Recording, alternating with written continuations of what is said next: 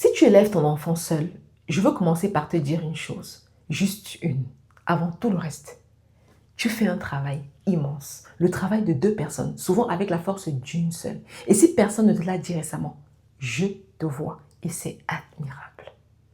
Aujourd'hui, cette vidéo, elle est pour toi. Parce qu'on peut absolument élever des enfants champions, confiants, équilibrés, épanouis, en étant parents solo. Ce n'est pas un handicap, c'est un autre chemin avec ses défis, mais aussi ses forces. Et je vais te donner des clés concrètes pour le parcourir. Reste jusqu'au bout, parce que je vais te parler de la chose la plus importante pour un parent solo. Et ce n'est pas ce que tu crois. Ce n'est pas de faire plus, c'est autre chose. Bonjour et bienvenue sur la chaîne Génération Champion. Ici, on élève une génération d'enfants forts et épanouis dans toutes les configurations de famille. Alors abonne-toi et allons-y ensemble. Libère-toi de la culpabilité et des regards. Avant les conseils pratiques, il faut déblayer un poids que beaucoup de parents solo portent. Et ce poids, c'est la culpabilité et le regard des autres. Peut-être que tu as entendu des choses que les enfants ont besoin de leurs deux parents pour bien grandir, que ton enfant serait désavantagé. Peut-être que parfois tu te ranges toi-même un peu à part, comme si ta famille était incomplète. Alors, mettons les choses au clair.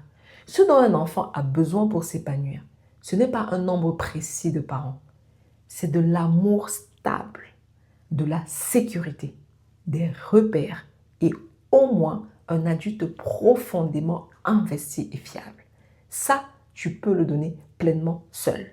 Des générations d'enfants formidables ont été élevés par un seul parent, souvent une mère courageuse, et sont devenus des adultes solides et accomplis. Ta famille n'est pas incomplète, c'est une famille entière à sa façon.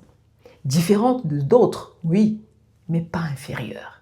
Un foyer avec un parent aimant vaut infiniment mieux qu'un foyer avec deux parents en conflit permanent. Donc, pose ce sac de culpabilité. Il ne t'aide pas, il t'épuise. Ton énergie est précieuse. Garde-la pour ton enfant, pas pour te juger toi-même. Tu n'as rien à prouver et rien à te faire pardonner. Le plus important, tu ne peux pas tout porter seul. Maintenant, la chose la plus importante de toute cette vidéo, je t'avais dit que ce n'était pas ce que tu crois. La voici. Le plus important pour un parent solo, ce n'est pas de faire plus. Ce n'est pas de tout porter tout seul en serrant les dents. C'est au contraire de se construire un soutien. De ne pas rester seul, même si tu es le seul parent. Écoute-moi bien, parce que c'est capital. Parent solo ne doit pas vouloir dire parent isolé. Ce sont deux choses différentes. Tu peux être l'unique parent et t'entourer d'un cercle de soutien. Et c'est justement ça qui fait toute la différence pour toi et pour ton enfant.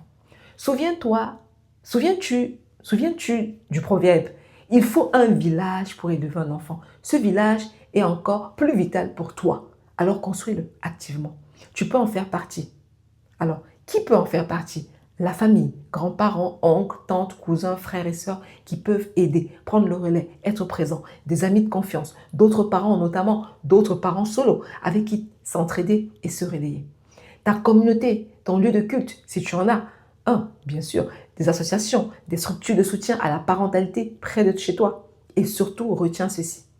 Demander de l'aide n'est pas une faiblesse. C'est de l'intelligence et c'est du courage. Beaucoup de parents solos épuisés refusent l'aide par fierté ou par peur de déranger. Ne fais pas cette erreur. Accepter un coup de main, ce n'est pas échouer, c'est te donner à toi et à ton enfant les meilleures conditions possibles. Un parent soutenu est un meilleur parent. Alors pose-toi la question dès aujourd'hui. Qui sont les gens de mon village et comment je peux les activer, leur demander, m'appuyer sur eux. C'est peut-être l'action la plus importante que tu puisses entreprendre. Les clés concrètes du quotidien. On va donc passer aux stratégies concrètes pour tenir et bien faire au quotidien. Note-les pour ne pas les oublier. 1. Premièrement, structure et routine. Quand on est seul aux commandes, la routine est ta meilleure amie. Des repères stables, heures de repas, du bain, du coucher, des devoirs rassurent ton enfant et t'allègent la charge mentale parce que tout ne se joue pas chaque jour. La structure crée du calme pour lui et pour toi. Deuxièmement, la qualité plutôt que la quantité. Tu n'as peut-être pas des heures et des heures à consacrer entre le travail et tout le reste. Ce n'est pas grave. Ce qui compte, ce n'est pas la quantité de temps, c'est la qualité. 15 minutes de présence pleine et attentive, sans téléphone, vraiment avec lui, valent plus qu'une journée entière distraite. Protège ces petits moments de connexion. Ils nourrissent ton enfant en profondeur. Troisièmement, implique ton enfant en équipe. Selon son âge, donne-lui des responsabilités adaptées à la maison. Non pas pour l'exploiter, mais parce que ça lui apprend l'autonomie, la coopération et que ça vous soude comme une équipe. Nous deux, on forme une équipe. Beaucoup d'enfants de parents solo développent une belle maturité et un fort sens des responsabilités. C'est une vraie force pour leur vie. Quatrièmement, soigne la logistique et l'anticipation. Préparer les choses à l'avance, les repas, les affaires, l'organisation de la semaine te sauve un temps et une énergie précieuse. Chaque petit système qui t'allège la charge est bon à prendre parce que ton énergie est ta ressource la plus limitée. Cinquièmement, offre des modèles complémentaires à ton enfant. Si tu élèves seul un enfant, il peut être précieux de l'entourer de figures positives de l'autre genre ou simplement d'autres adultes de confiance. Un oncle, une tante, un grand-père, un grand-parent, un mentor, un entraîneur, non pas pour te remplacer, mais pour offrir à ton enfant une diversité de modèles et de relations adultes bienveillantes. Ça enrichit son monde. Prends soin de toi, c'est vital. C'est le dernier point et il n'est pas un luxe. Pour un parent solo, prendre soin de soi n'est pas égoïste, c'est vital. Pour toi et donc pour ton enfant. Voici la vérité toute simple. Ton enfant a besoin de toi. Il a besoin que tu tiennes sur la durée. Et tu ne peux pas tenir si tu es épuisé, à sec, au bord de l'effondrement. On ne peut pas verser de l'eau d'un verre vide. Prendre soin de toi, c'est protéger la ressource la plus précieuse de ton enfant, toi.